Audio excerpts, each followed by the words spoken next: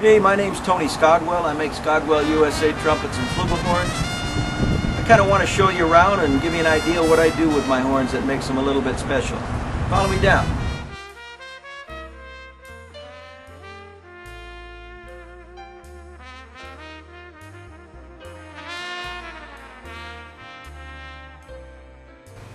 Let's cut a few tuning slide receivers and see how we go.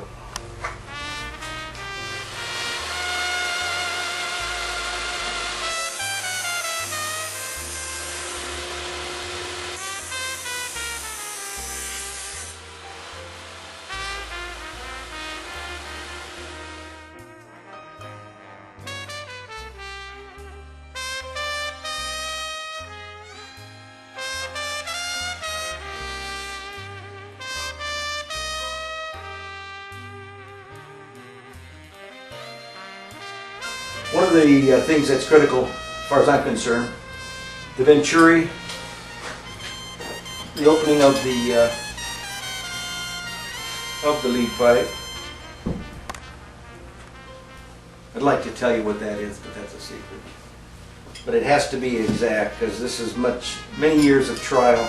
Another thing that no less than Vincent Bach decreed is 1/8 of an inch end gap up here. So my old buddy Terry Warburton made this really cool tool for measuring that end gap, and I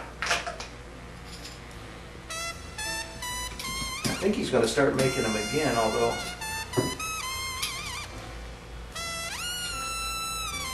so right now that's just about 3/16.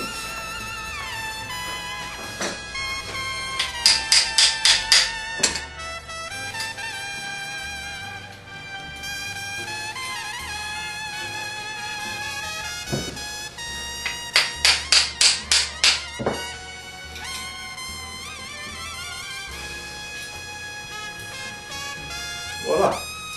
So that's where it gets soldered, and well, here's one that I've already finished, and then it gets cut off, obviously, at a predetermined length, which then gets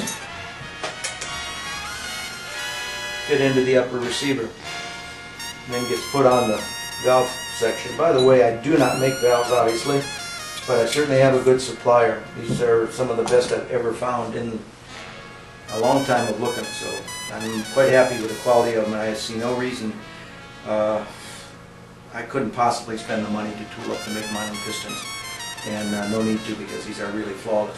It's important for me. I like this double bend crook. A lot of guys like the rounded one with the constant radius. For me, there's a point of resistance in the way my horns blow that I like that. It gives you a cushion to blow against without stopping up on you. So.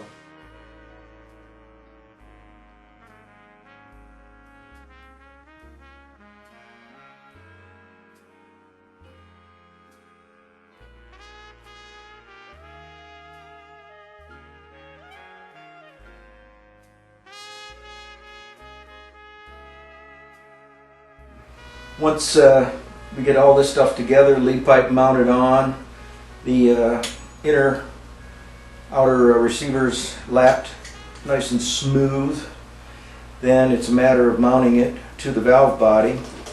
And of course you only have one brace here, but it's literally ready to find a bell at this point.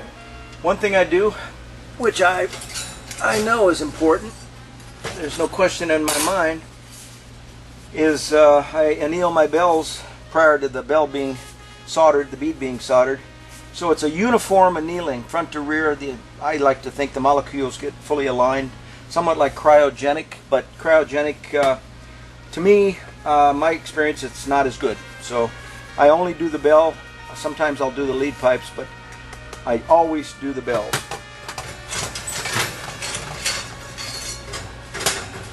So now they're so ugly, we get to put them in some muriatic acid and pickle them, get them clean.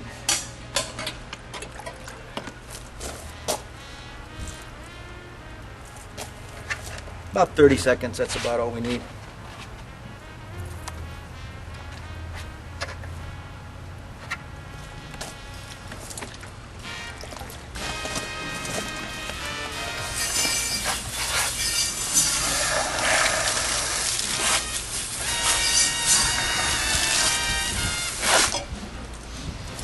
it's nice to have a wide variety of bells to pick from. And generally what I do is I get everything assembled here and then go through all the bells that I've got, which can be as many as 50 or so, and then narrow it down to 6, 7, 8, and then I usually enlist my good friends like Gary Cordell or Tom DeLibro or somebody who's in the neighborhood just looking for a cold beer to come over and play these things, and we'll play them back and forth, and then listen, play them, listen, play them, and you'll get a pretty good baseline for what they ultimately going to be like before you mount them up.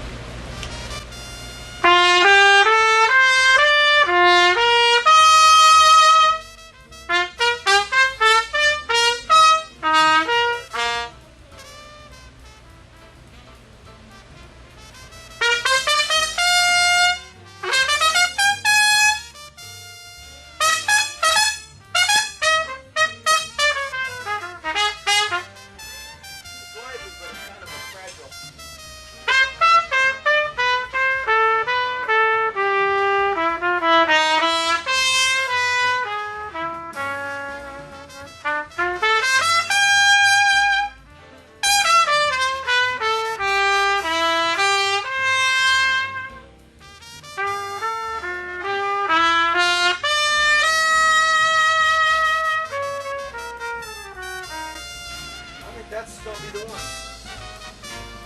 We'll solder up the bead, get it just a little bit clean first.